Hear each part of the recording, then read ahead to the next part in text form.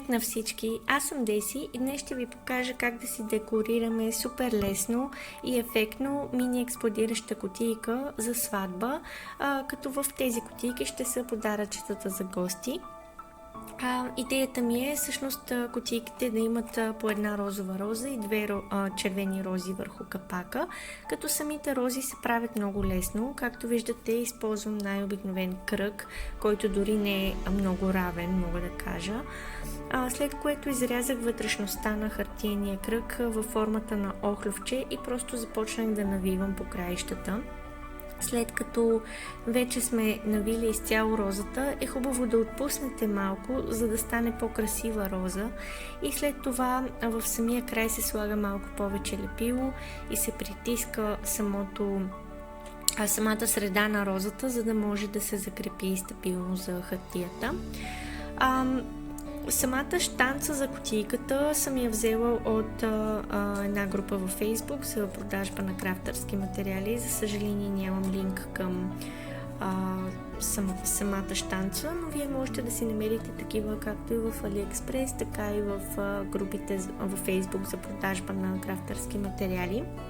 За залепянето на розите използвам силиконово лепило. Аз лично не съм фен на силиконовите пистолети, защото се изразходва изключително много лепило, докато са включени, и за мен това е неоснована инвестиция. Затова предпочитам силиконовите лепила. Също лепят доста стабилно, до сега никога не съм имала проблеми с тях. Тук видях, че голямата роза изглежда доста празна и затова добавих вътре една по-малка роза, което е малък трик, който може да използвате, за да направите цветята си по-красиви в такива случаи.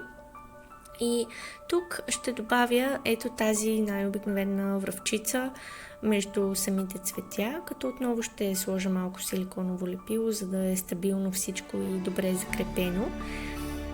И към нея вече ще закача едно сърчице, което съм изрязала с инициалите на младоженците и датата на сватбата.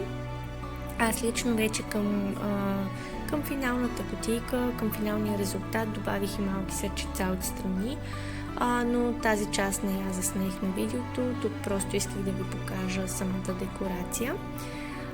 И тук прецених, че въпреки че кутийката горе-долу има завършен вид, ще е хубаво да й предам малък блясък и акцент, и затова използвам най-обикновен лак за ногти с брокат, като минавам съвсем леко по самите краища на розата. По този начин се получава ефектът на роса, сякаш капки роса са застанали върху розите и блестят, и според мен се получи доста ефектно и нежно. Ще ми е интересно да чуя какво мислите за тази идея, дали ви е харесала и какво мислите за моите кутийки. За първ път правя такива кутийки, така че вашата обратна връзка ми е важна.